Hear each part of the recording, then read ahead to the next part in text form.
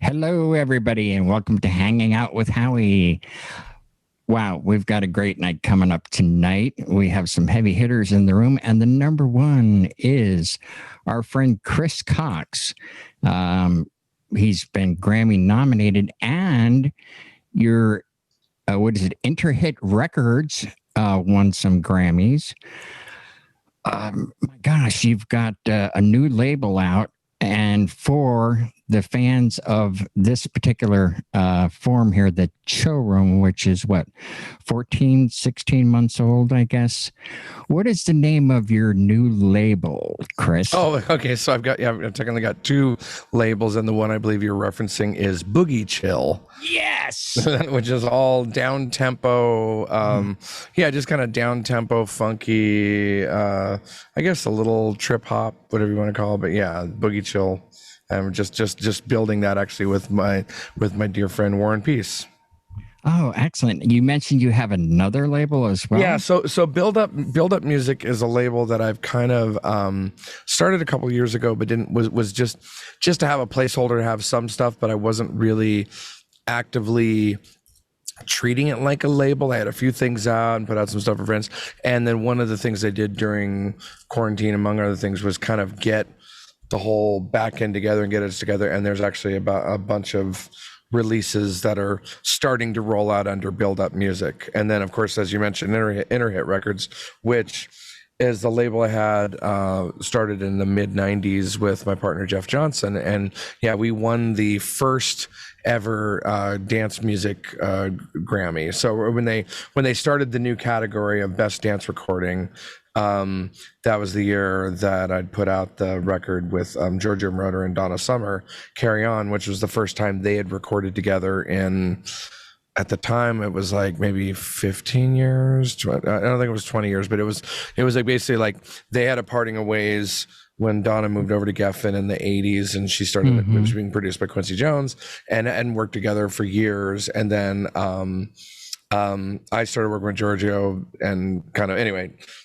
licensed that record from him, put the whole thing out, put it out on my label, and then that won the first Grammy. So yeah, so Interhit, Build Up, Boogie Chill are like my three label brands. Wow. And I've got a few notes. I started to make notes and my wrist really got sore. My wrist hasn't been this sore since I was 13 years old. So I stopped touching writing. That comment. But now you also have awards from the International Dance Music Awards show that in Miami. Yeah. So the IDMA, which is the, during Winter Music Conference, they have the awards there. And I won, I'm looking at them right now. I got two for Best Remixer of the Year, two different times. And then also Best Underground 12-inch. And then I was nominated for several others. Like I had a Best Mix Show, Best, there's a couple of things in there, but I've got three of those. I'm thinking if they had an award show for Twitch, you could probably win that. Because seriously, when I tune in, it's like you have what you call the cockpit. I thought of it as this guy's in a cockpit, and you named it the cockpit. You're literally surrounded by. Oh, you mean the booth, all the gear and stuff? Yeah, everything. Yeah. But as a drummer myself, I just get such a charge out of you when you're drumming along.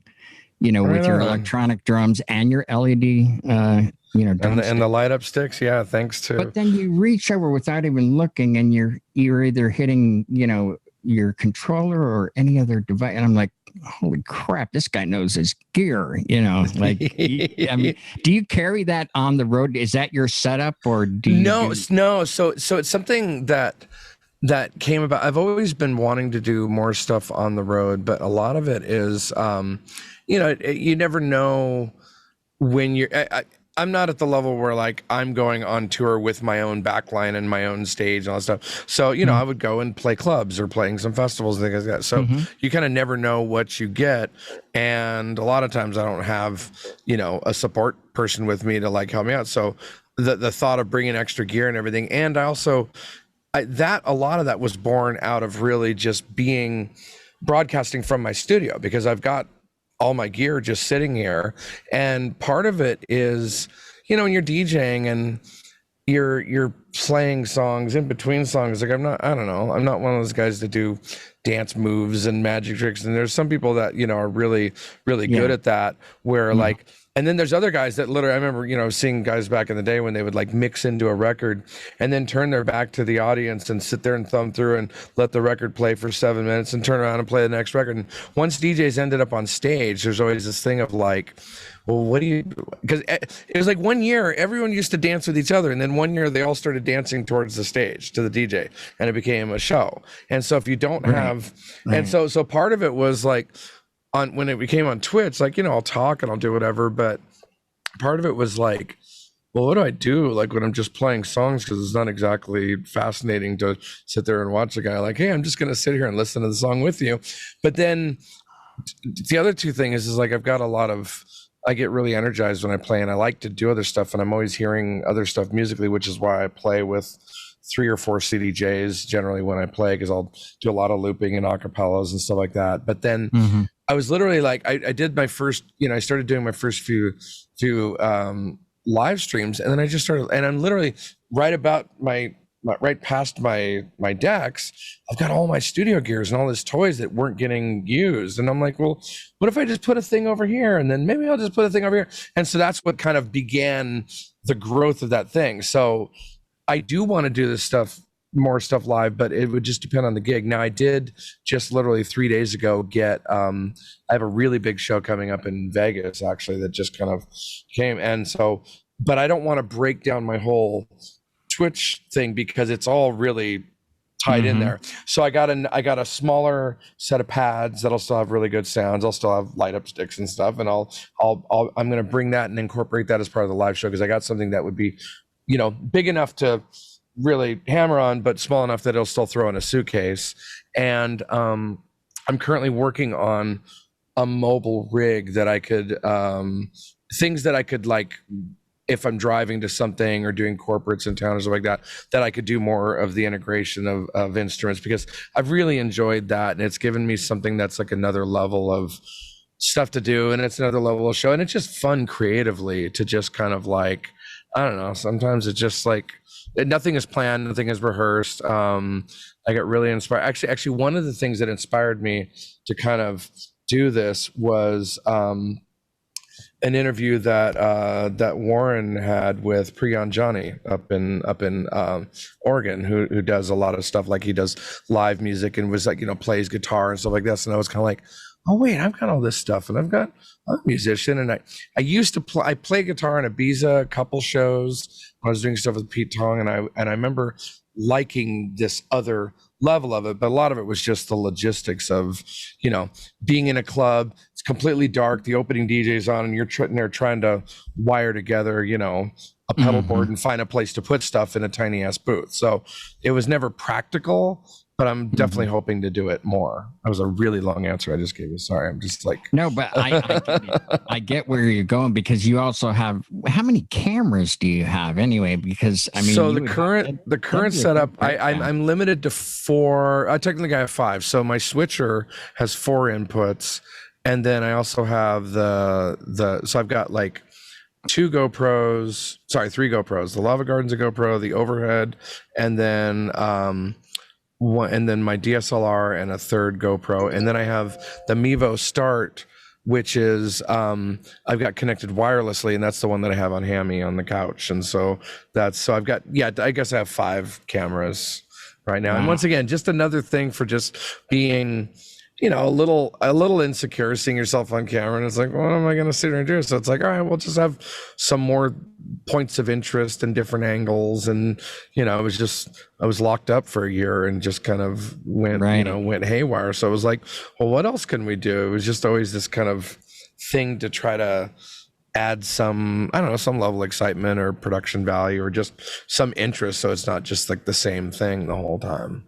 Well, speaking of interest, when you put the Lava Garden up, how did that start? Was it something you started to collect, or was it something fans? It was literally, so I had 1 or 2, and it literally was like at the very beginning when we're just starting, like I'm, you know, Warren would come over here and we would like be looking at other people's streams like, wow, that's really cool. That's really cool. And then literally it just started by just like, I just had one sitting in the background where I was at, because where my DJ booth is at was just like, there's like little trophies and awards, and there was just really the DJ booth facing the wall, but I turned it around, but I didn't clear anything out. So it was just garbage that was just sitting there, including a lava garden. So one day I turned it on and it was like, nobody was really doing like big, really elaborate green screens and lighting. It literally was just like, here's a little flashing light in the background. And I remember looking at it, I was like, wow, that looks really, really, really lame and really dumb. Like I have my hypno cube in the back, and it just doesn't look impressive because it's just something like many feet away. So then when I had another camera, I was like, let me just have another angle, because I was playing around with it, testing a camera, and I'm like, oh, that looks really cool. And so I just did a thing where I shot really close to it. Because like every time now and then, like if you want to, I'm going to let the dog out, or I'm going to grab a drink of water, and I wanted to be able to cut away, but I didn't want to just cut away to like, we'll be right back. So I'm like, let me just cut away to another camera that just has something, people are just watching things on their TV. So just something a little more interesting. And so I had one, and then I'm like, oh wait, what if I did that? And so then suddenly, I'm being this budget Fellini, like, what if it was shooting up and it looks kind of cool, whatever. and then I got a few that people started sending me a few as a presents. So then that kind of like evolved a bit more. And now it becomes a seasonal thing that I decorate. And it's really, I don't know, I'm like one step away from having like, doll miniatures and having like weird little like putting together these like, I literally stopped myself before at one point. I was like, wait, if I just had this kind of diorama, I'm like, suddenly I'm gonna get into mini trains or some horse crap. It just literally is like a bunch of hours and stuff sitting here and being in the same couple of rooms, and it's going, all right, what's some stuff we could do just to kind of make it a little more interesting for myself as well as anyone else. Interesting. Now, you're supposed to be having, or at least I couldn't find it, you were going to drop a new album this past weekend. So I have, so I did, but that's under another pseudonym I have. So I have the stuff that I do under my name, which is, primarily dance and some other, weird stuff. But then I did kind of an experiment about a year ago, and I did it like basically like a sleep record. So I did for lack of a better terms, it's ambient and down tempo, or no tempo in this case.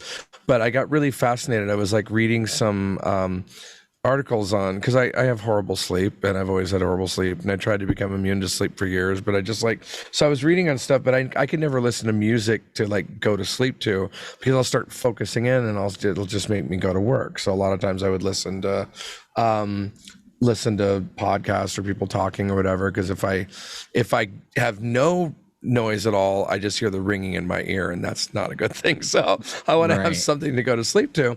So I started I remember I forgot if I was in getting like a foot massage or something, where I was just like zoning out and start listening to the music and start listening to like this kind of stuff. And then I just started playing around with some things that I was doing with analog keyboards and like guitar pedals and stuff.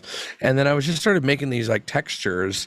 And then I started researching like sleep studies and things, and like binaural beats and like all the frequencies and just all this stuff. And so I kind of I just made a bunch of pieces of music, and I'm like, well, if I put this out under my own name, it'll be kind of confusing. So I made a pseudonym, and I did like a whole album of it, or like an EP, like a year ago. And then just recently I just realized I would kind of keep making these things. So I have like a couple albums worth of them, but I had forgotten to put them out, because I kind of went through this kick where I was just making all this stuff and not putting anything out. So that album last year, so once again, a very long-winded answer. So I have the pseudonym's called Moon Showers, and it's just like, it's just ambient, down-tempo, chill meditation. It was really funny because when I sent the first one out to a couple of people, I said, let me know if this is like is this stupid? Because literally it's the opposite of everything I do. Like there's no drums. It's ridiculously low tempos. There's tempo things that are in there that slow. It's basically intended to slow your heart rate down. And so there's like, I've messed with like, doing automation and creating binaural beats, but then also like doing it to where I'm slowing down, where your standard heartbeat would be to kind of try to help you go into REM sleep. And it's just like, it was like some experiment as well as like sonic textures. And I sent it to a few people to like listen to, and I was like, let me know if this is any good. And I remember a couple of people just going, man, I really want to listen to this, but I can't get past track 1. Like I keep falling asleep. And I'm like, well, that's great. Then that works. Then that's the right. Yeah, mission accomplished. And so that was Shadowcaster. Yeah. Shadowcaster is the second one. The first one was Pillow Fort. And there's probably gonna be another 2 coming out just because I've been kind of like, that's one of those things, like if I'm testing a synth, or if it's either really, really early in the morning or really, really late at night when everything else is done, that's like when I kind of like will experiment with weird stuff in the studio and just do things for the sake of programming or sound design, or I won't. And a lot of times, like I won't even remember like the next day. Like I'll kind of go in and I'm like, what was this? And because it's like this weird area just before sleep where I just don't even really recall, but I'll just kind of make some weird stuff. And so I've got like a hard drive of a lot of things like that haven't been released. And that's what that is. Oh, that'd be, I would love to get my hands on some of that, because Lori loves that kind of stuff to sleep to. Oh, great. So, I'll send it. Yeah. I've had a few friends and a couple of friends of mine that actually tell me that it's just, he puts it on for focusing on work. So kind of like the equivalent of like my daughter always listens to like the lo-fi chill out steady music, on YouTube or on Twitch or something, where it'll just be like, it's not music that you're really focusing on. It's just background noise, but there's something there. And you just kind of do when you need to really focus on something, but you don't want to be in complete silence. That's kind of the proposed idea for it, at least. So now you're going to be touring again. I've heard you announce you're going to have, I guess, sort of a residency in Boston. That's already started. So I did one date on the second week of June, or whatever first weekend was, and man, it just turned out great. It was a really, really good night. At the end of the night, promoter was just like, "Do you want to come back?" I'm like, "Of course I come back. This is a great night." He's like, "How often do you want to come back?" I'm like, I don't know. And like Monday, I had an offer to play the last Saturday of every month, at least through summer. And so I've already got, so that's a residency at Legacy in Boston. So I've got June 26th, July 24th, August 28th. And then I've got another residency that I'm just starting like next week in Vegas on the last Wednesday of every month. And that's a thing, kind of playing a little more into this, but it's a thing called Wind Down Wednesdays, and it's all down tempo, trip hop, stuff like that, funky beats, but all down tempo, kind of like boogie chill. And I'm using it as a lab to kind of develop some of the boogie chill stuff. So I'm going to bring over like, some instruments and noise making stuff. So it'll be at the core a DJ set, but with extra stuff, because it's really close to where I'm at here in Vegas. Because you can. And because I can, yeah. And then I know a bunch of musicians in town too. So just something else, just to do something different. And then other dates are just now starting to come in. I just got a new actually it'll be a week from this Friday on July 3rd. I'm playing at there's a brand new space in Vegas that's been this amazing place called Area 15. And Area 15 is like a it's an arts and entertainment complex that's really it's housed around Meow Wolf, which is like this art collective that makes these super amazing immersive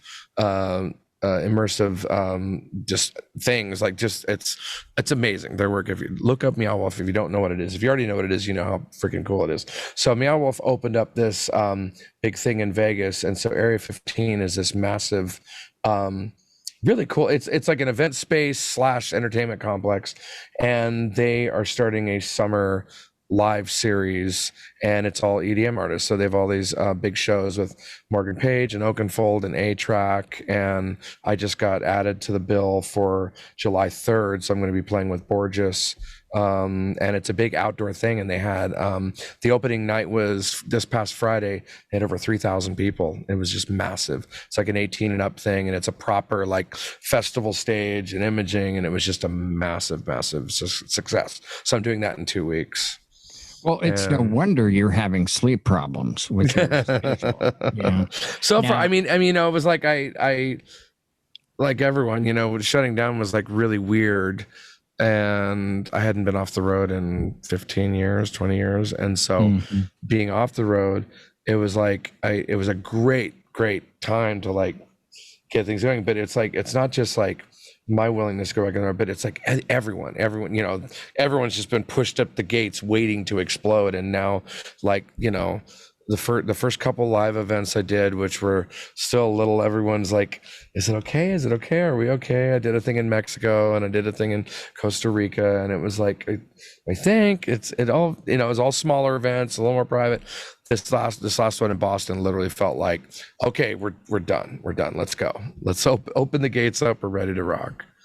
So hey, we have a question in the chat, but I feel a little uncomfortable asking myself. Jay, go ahead, ask him yourself. And thank you, Howie, for bringing me in. I appreciate it. I can't help but notice, Chris, behind you is a beautiful red velvet curtain.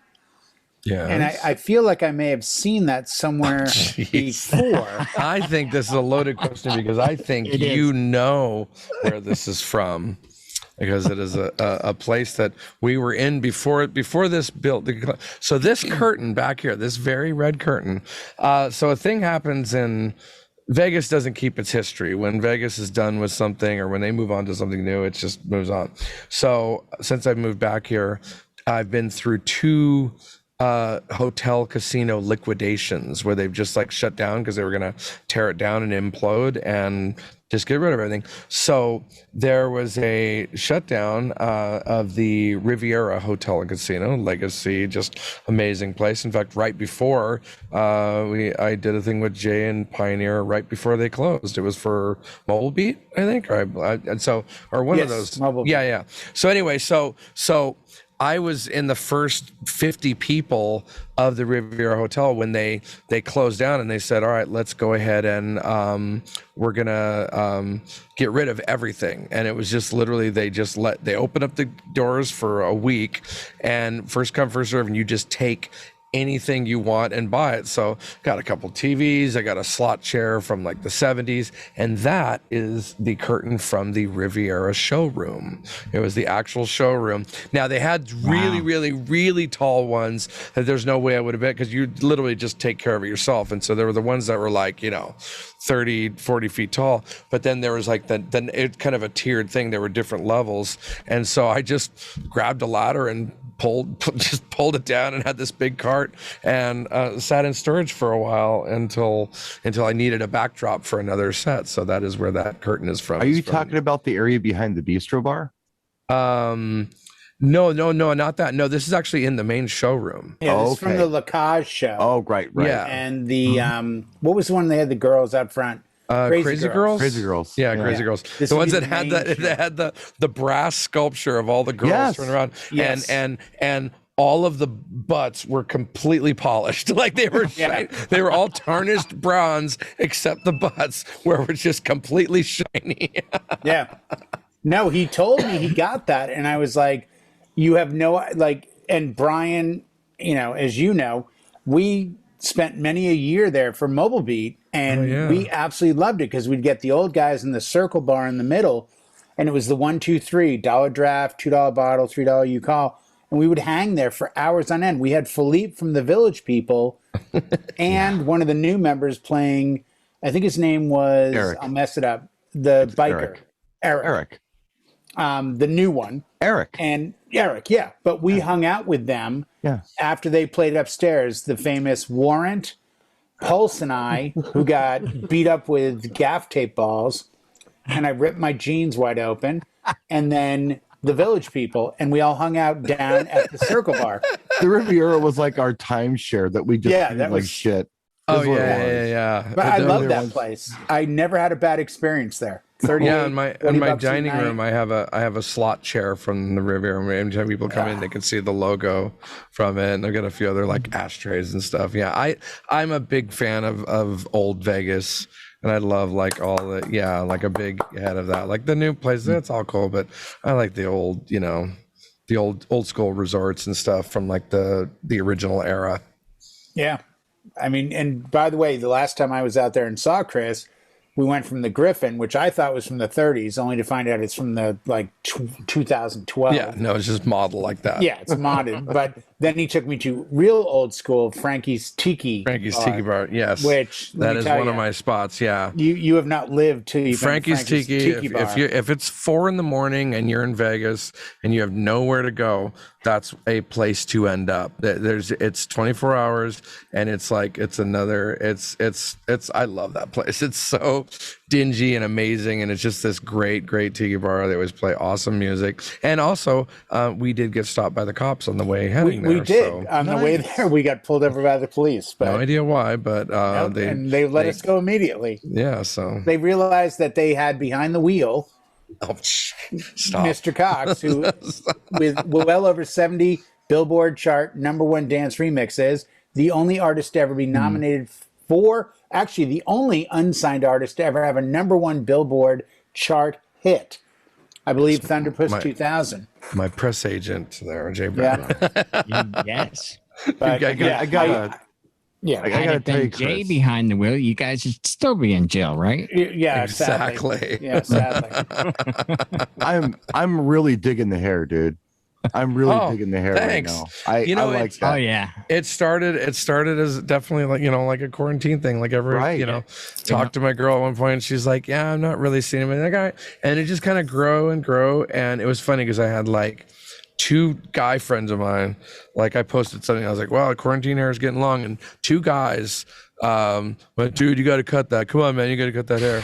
And about 14 girls. Oh my god, I love it. I'm like, all right, hair stays. Chicks always win, man. Yeah. Always. always, Now- always. Believe me, I'd be rocking it if I had enough up here to Gotta do it. play the So ladies. I'm, Yeah, I'm and- jealous and envious. Oh, I'm thankful that it's still all there. I'm on the same train. My wife's like, you look younger if you cut it. I'm like, yeah, but at my age, I'm never getting another chance. I'm going the distance. I'm going. This is never coming back again. So enjoy it. But yeah, I'm sorry to hijack, but I have to say, You're not. one of We're the having a good most time. talented individuals I've ever had the honor of meeting, friending, working with, and someone who has a passion for music that absolutely rivals anything I've ever seen, including Brian, Thank you, including Jay. Oh, Howie, you're talking about and Chris. I'm sorry. including myself.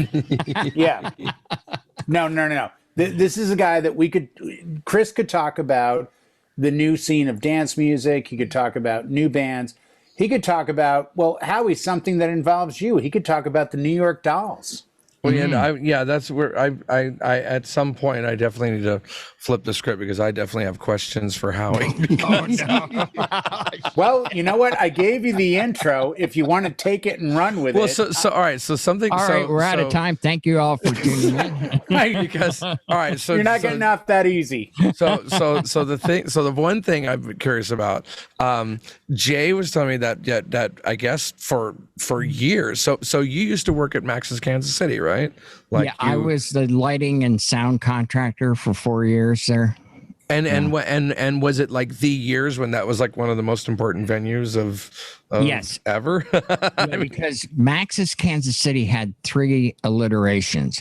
They had the Warhol years, Okay. with with Lou Reed and the Velvet Underground. And that would have been with that late 60s, early 70s. Oh 'Cause no, I that know- would be late 70s, yeah. Okay, And okay. then that owner sold. And when he sold it, I mean, but actually Max's was originally an upscale, like steakhouse. And then it became a music venue just accidentally, when Warhol rolled in with his people. Yeah. And then when that guy sold it, the guy wanted to keep it going. Punk was really hitting, and then of course they had the Ramones and Talking Heads and Blondie, and on and on like that. Yeah. And the Dolls, and I mean, just anybody you can think of, and then a lot of unknowns that never made it. But that was the second alliteration, and those are the years that I worked. And then the third one, they actually sold the building. It's like a clothing store or something, and they tried to trade on the name, the third owner, and called it that, and it went nowhere, went out of business. So at the time when you were there, so CBGB's was still the other spot, and it was basically those were the two main venues that, like, the alternative scene, the downtown scene, like that, those were the where it was all at. So how big was because I got to see CBGB's before it closed, back in the music seminar. Cool. Like, it was still open, and I remember knowing the legacy. Oh my God, that was the thing. You hear the legacy of all this stuff and all these things that came from there, and the Talking Heads and the Police's first U.S. show and all these things, and then you went in, and first of all you're like, it's so tiny. It's so tiny. The stage is like, I mean, I think I'm DJing on a bigger thing here for Twitch. Like the stage was tiny. And what a complete shithole. Like, oh my God, it was nasty. The nastiest bathroom I maybe like you went ever in the seen. Bathroom. yeah, it felt like the whole place was like a bathroom, but it was just like the place was so. And I remember, like, you had to walk, like, even just to get to where the stage was. It was just like a tiny hallway, and you almost had to walk sideways just to get like there was and just to think of the legacy that went on there. So was Max's like bigger? Like, would it have been made if it was a steakhouse? Was it like a dinner theater or a place that had a proper stage? No, not a dinner theater. They had a downstairs, which had booths, and you can go there. That was like the daytime, bar type thing. But then upstairs was the, what you would call, the rental room or whatever that the special events room or whatever. But then they turned that into, that's where they had the bands. And what they did was, I mean, it's just a normal size room, really, maybe 14-foot ceilings. What was the capacity? You think?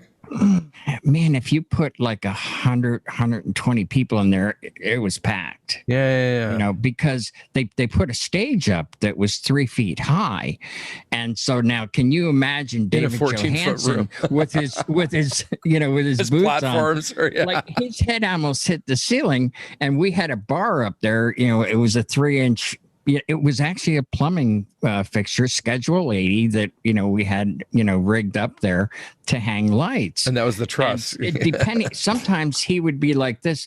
It was so funny. I mean, because we're back there doing lights and stuff, and these are halogens. And David would be right here. And then if he moved, then the halogen would cover his face. Oh, and they would have been so hot as well in a small, like a summer, to think of a low ceiling in New York with halogen lights. That must have been hell, especially with makeup and wigs on top of that. Hey, Howie. It was amazing. Howie, I'm going to jump in here for just a minute, but it seems to me like I remember you telling me a story about one time when you were working sound at Max's and you got shot at. Yes. By somebody who was performing on the stage. Well, thank God he didn't hit the hot chamber, but okay. At the time, like, I was just like really nerdy, like I got to have the best of the best of the best, and Quad Sound came out and like, I got to have this, So we went in there, and the booth in Max's was in if you were looking at the stage, it would be the back left corner was the booth. And it was a booth. It had plexiglass windows and the whole bit. And we're like, you know what? We're going to do quad. So I took my racks and I set my board on top of the racks, and we were right in the center of the room. And I had stacks in all 4 corners. And I actually had the phase linear setup that Pink Floyd used, and it had a joystick. It had the joystick so you could around the room, right? Quad row. Yeah. Quad. And I don't know what I was thinking, because most of the bands were crap. They were just like shock value, like, oh, we're going to break some glass and roll it. And I'm like, Iggy Pop did that 4 years ago. You're not original. What the fuck? And he did the glass thing at Max's, right? Because I've seen the pictures of that. Where it was like the table, right? And he just kind of crawled around it, whatever. Yeah, that was before my time, though. But, but I knew But that was, history. the light. So I'm doing the quad sound for the first time. I got my partner with me, and this guy gets up. We never heard of this band before, but it was a lot of A&R guys that go, hey, we got a band for free, and he's on stage and he's got his, his following, and he reaches in pulls out a revolver. And he's waving the revolver. Just as a prop, you mean? Like as part of the show? No. He reaches in his top pocket and he pulls out a bullet and he shows them the bullet and they're all going, yeah. And he pops the thing open and he puts the thing in and spins it.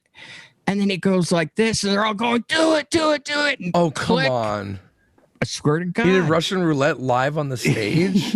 Holy This isn't the freaky part. Spins the thing again, and then he starts pointing the gun like this at us in the audience. Oh my God! We hit the deck. We're hiding behind the racks, like this. And right after that, security bum rushed the stage and wrestled the gun out of his hand. And we shut down, and they quick. The next act was going on. The next week, we took all our gear. We went back in the booth. We said, "Screw this! These people are freaking nuts."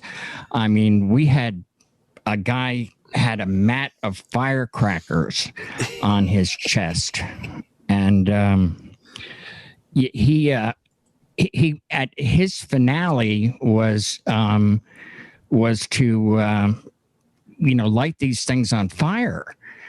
And he lit them on fire and they're blowing off. People are going, yay, like this. But he had a ZZ Top beard and a beard caught on fire. And it was instinctual for people like, oh, well, we should throw some liquid on him. And they're throwing alcohol. Yeah.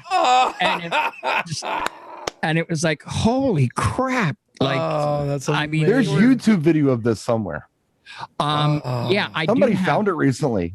Yeah, I did. Really? I showed. I think It's I out have there. it here. Oh my gosh! It's out there. Just a little clip of it in a documentary. Wait, do you remember the name of the band with the guy with the gun?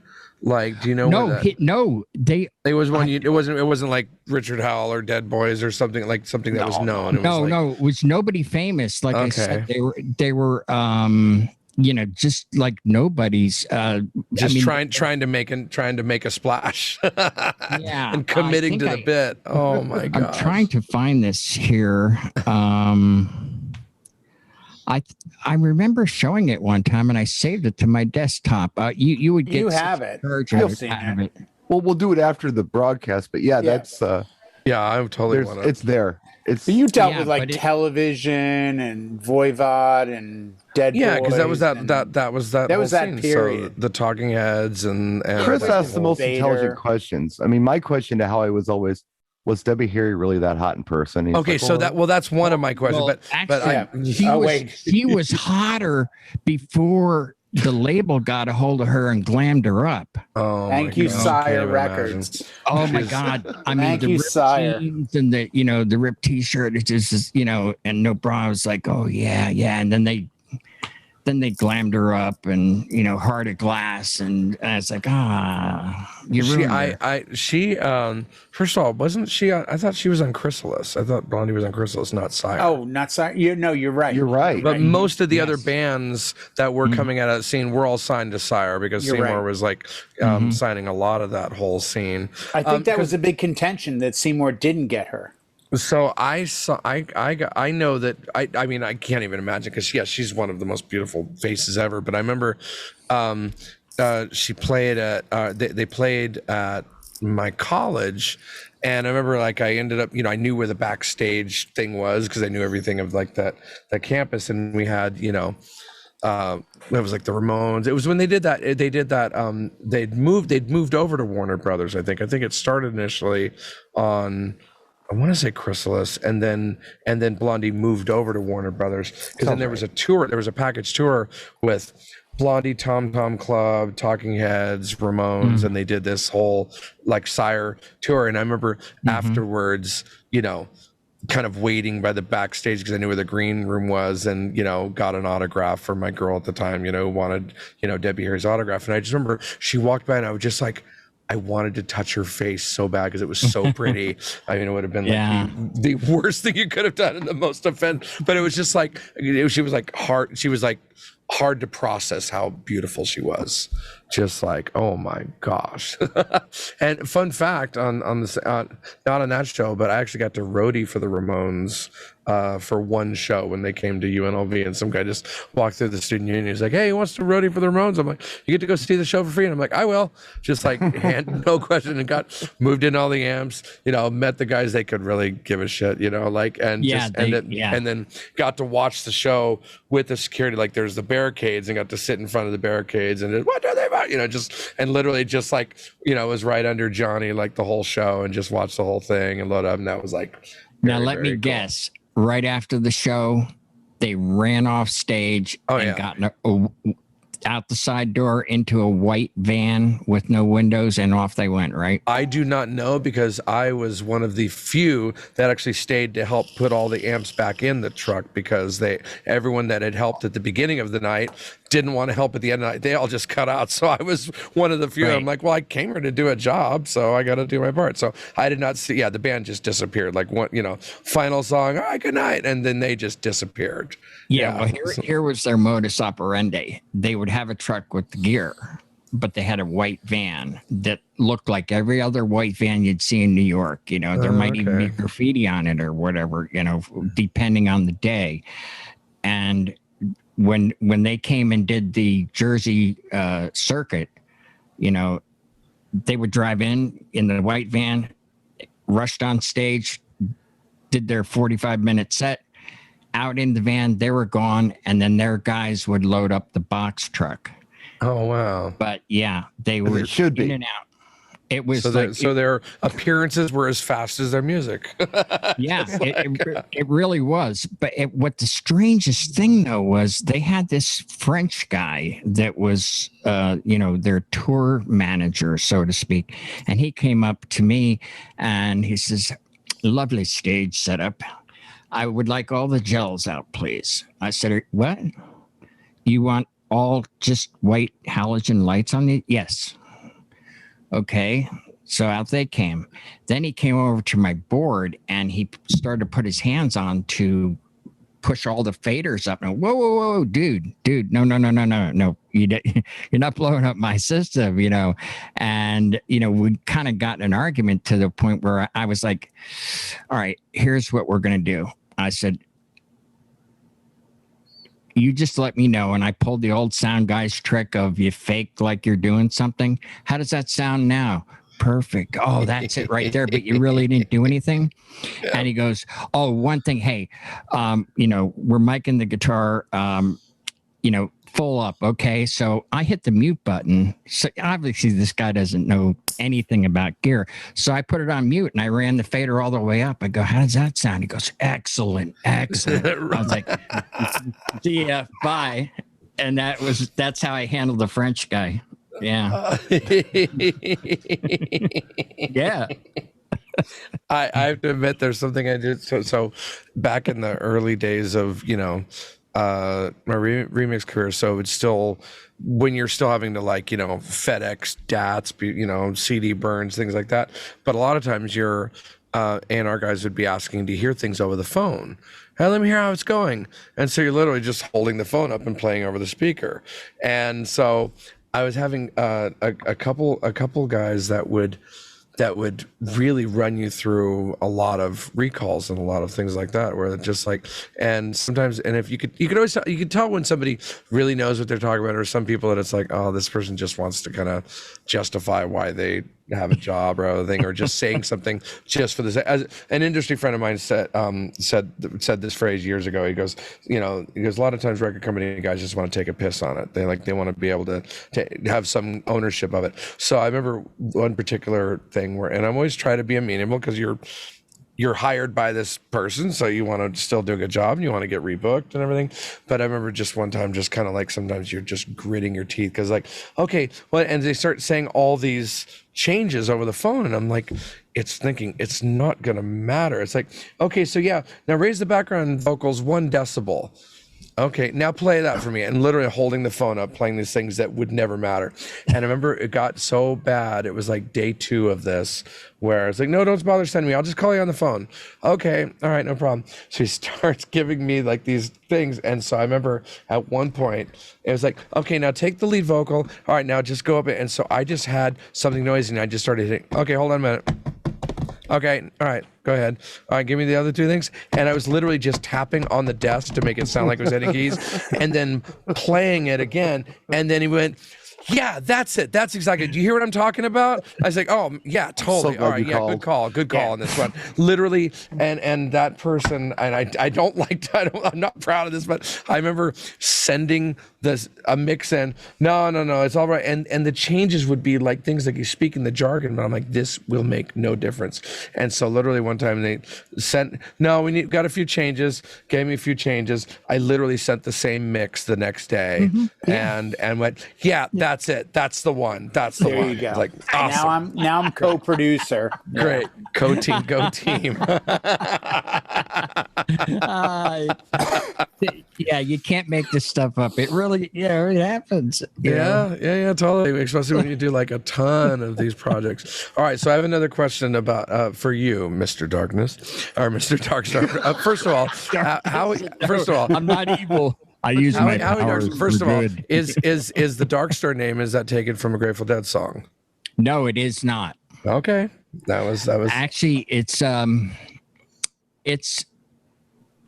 actually a theater term that I coined a long time ago. And then there's another darker side to that, is that I always considered myself the Dark Star, because when I was touring with the bands and doing lights and sound, they called me the 5th member of the band because I did all of the productions and special effects. But if I did my job correctly, the audience wouldn't know. If there was feedback, then they would look at me, so I was like the Dark Star. Nice. All right. That's cool. Yeah. I saw a band that it was somebody at Lollapalooza or Coachella or one of the festivals, and I forgot which band it was, but they had actually dressed all of their, you have like the roadies and different techs, whatever, and they had dressed them all up like ninjas.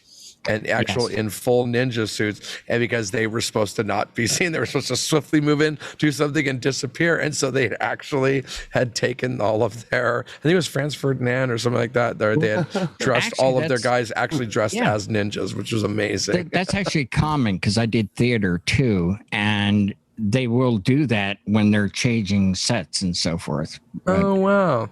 All right, the reason I took the name Dark Star was a little bit dark, but I haven't really revealed this publicly, but my father murdered somebody. And I was very famous in the town where I was at. I mean, I was that big fish in the small pond and had the business working in New York. He's a junior, by the way. Huh? You have the same name as your dad. I have the same name as my dad. Right. Oh, you're like a junior. So it was like, yes, I am junior. Oh, no way. So every day in the newspaper, and this was the first time they had color, actually, and every day on the front page was my father's picture and our name. But they would leave the senior or junior off. Yeah. And it kind of like, people were questioning me. It got very bad. Wow. He died in prison, went to jail for life for that. Anyway, I just up and left town, and I moved elsewhere, and I took on the name, I took on the last name of Darkstar to distance myself from my father. Oh my gosh, that's amazing. That is an amazing story. That's wow. Is that like you're legally like did you legally change it? Okay. No, but if anybody was to look me up, just what you're now, yeah. Once I got established again and people hired me for my skill, then they just know me as Howie Darkstar. Yeah. Wow. That is amazing. Yeah. That is a really, really amazing thing. Yeah. It's the longest show you've ever done, Howie. No, we started at 10 minutes after. So wait a minute. Are we supposed to be cutting off at a No, are you normally a half hour? No. We can do an hour. We can do an hour. But it's the most revealing show, and as dark star as you are, you were definitely a star in the show.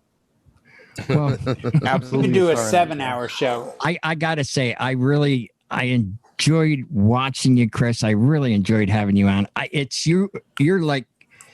You're everything that an entertainer should be.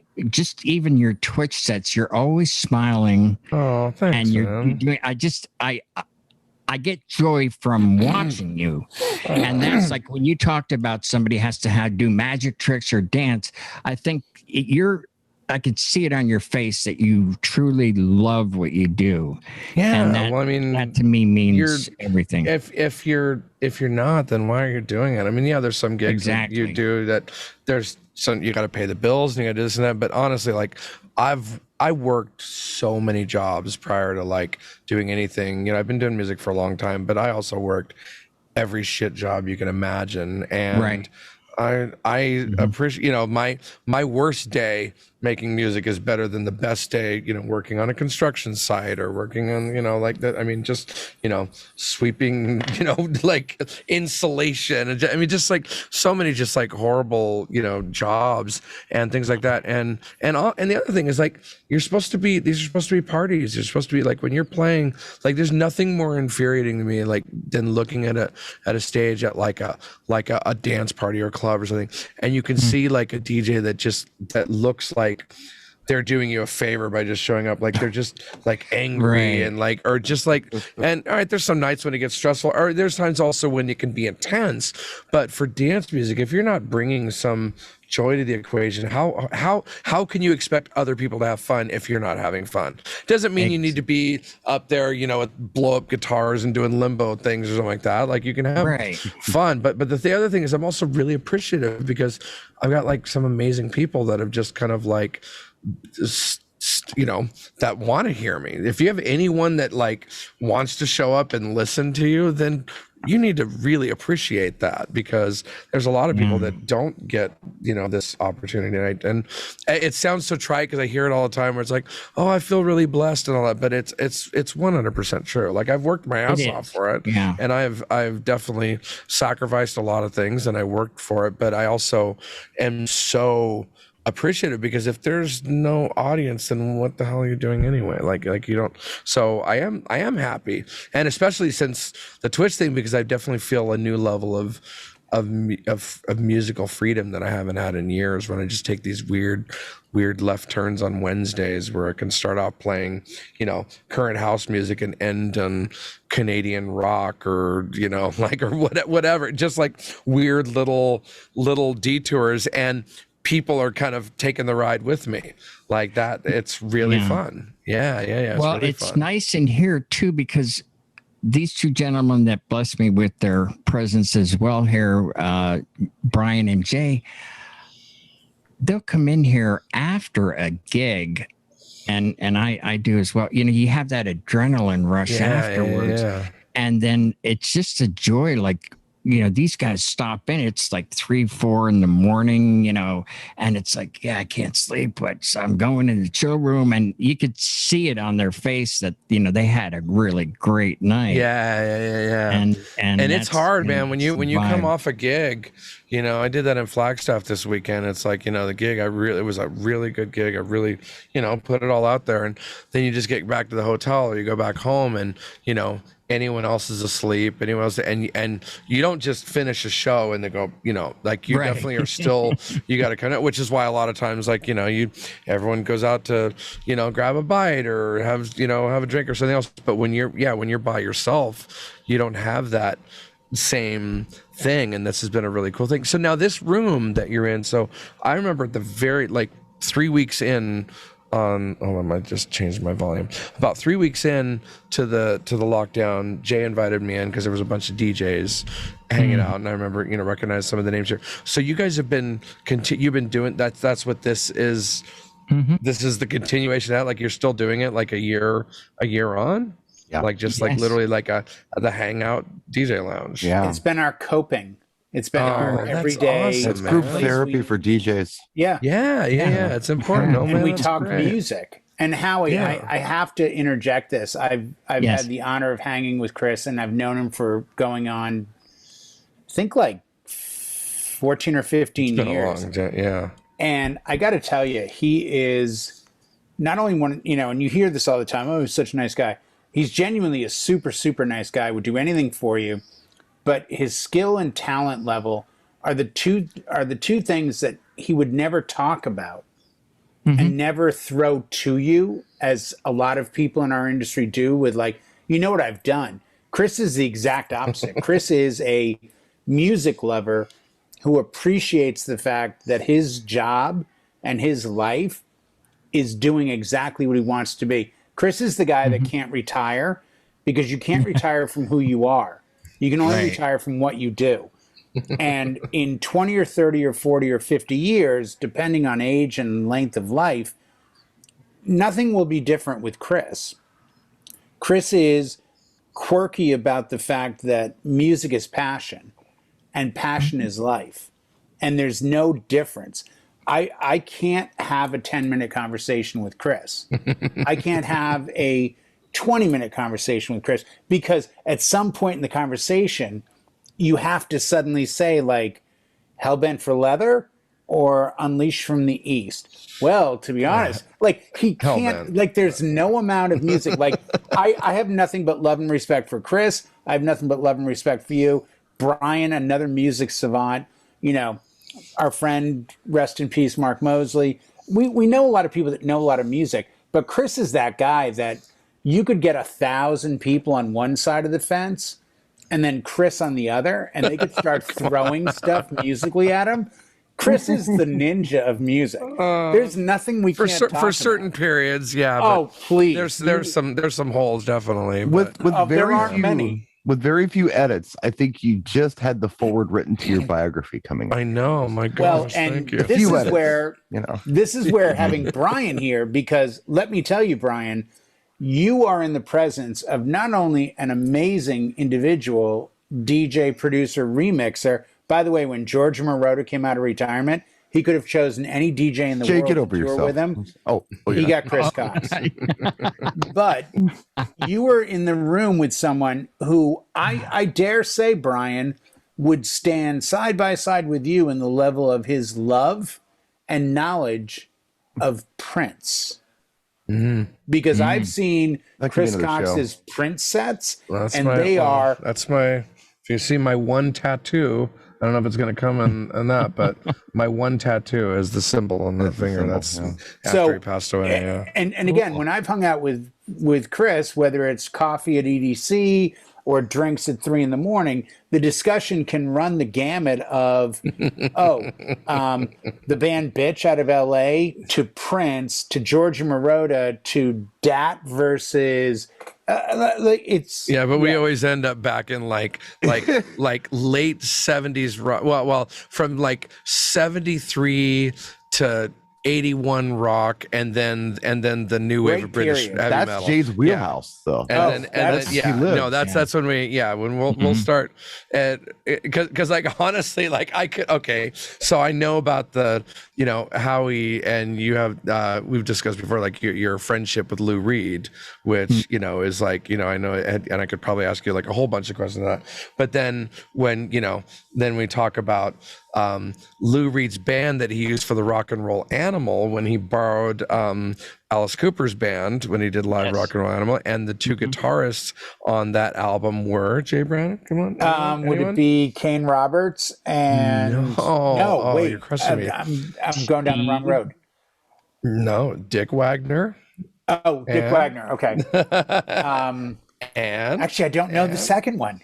Oh, I may have to let just marinate on that. Oh wow, I have to go to an emoji now or something. Who was the second guitarist? Dick Wagner and who? Oh, that was Renfield. Like, damn. I don't. I want to just let you marinate on it because we would just do this for a while. We're on a different level here, Brian. This isn't our normal chill room experience. We're bringing this. I'm just a spectator tonight. Yeah, no, but this is my thing. Like Chris comes in a room, you go from like the brown and yellow belt world where I live to the black belt very quickly, and it's a very quick. Like you got to be, you open that as a Boston guy, how can you not know the name of the guitarist that played the solo on Long Train Running, or not Long Train Running, or Train Kept Rolling? It was not Joe Perry or Brad. No, Whitford. It was not Joe Perry. No, and I do know who it is, and I can't think of his name because I know that whole article that I read about that they brought them in. And Steve Hunter. Here is the does this get me any redemption? Earlier. What is this? Does this get me any redemption though? Look what's in my hand. I own that one too. Look what's in my hand. I know. Not only is, in my opinion, is that the greatest intro to a song, but it's the longest intro to it is song the literally to Sweet Jane. Yes, That's the intro because you know what, it's done almost like a musical would do an overture. That's really what that piece of music is. And and Steve Hunter wrote that intro, and Dick Wagner, and the dual guitar thing, that opening of the intro into Sweet Jane is one of my favorite pieces of music ever, like on Rock and Roll Animal, like 1973. That is just such a great thing. And so they were the guys that were touring, that did 5 albums with Alice Cooper, including the $1 Billion Babies tour and all that stuff. But then for this brief moment, they were Lou's band for these things, and just iconic musicianship. I love those things. By the way, what guitar player from Elton John was with Alice Cooper for an album and I think 2 tours? What? Wait, what? You said guitarist from Elton John played with Alice Cooper and toured with Alice Cooper. Oh, I don't know, because I know Richie Zito played with Elton John for a while, but that was later on in the 80s. He's a friend, but Jay Johnstone. Like his main, his band leader, the long blonde haired dude that plays the old Les Paul with 3 pickups. He was with Alice Cooper. I've seen video of him with Alice Cooper, and Alice Cooper intros him, and he plays the lick from Saturday Night's All Right for Fighting. He always had kick ass. Alice had amazing musicians in it. Oh, did you ever watch the documentary? Nita Strauss from the Iron Maidens. You're not getting a word in edgewise. This is over. Oh, sorry. This is what happens when we get together. Never mind. Okay. Oh, sorry. All right. Sorry, guys. Sorry. Delay the game. Dive. With that, we are going to continue the conversation after this recording winds up, but Chris, thank you so much for being here. Jay, thank you. Brian, it's my pleasure. So Howie, thanks for all the kind words. Next week, who knows what's going to happen here. Good night, all.